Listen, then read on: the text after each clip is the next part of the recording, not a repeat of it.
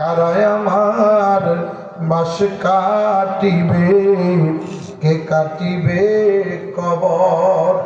কারায় আমার আত্মীয় স্বজন প্রিয়জনদের দিবে খবর।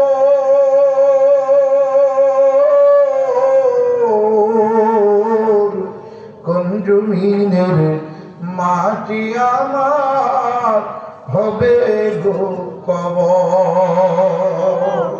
কারাই আমার কাঁধে লইয়া করিবে দাফন।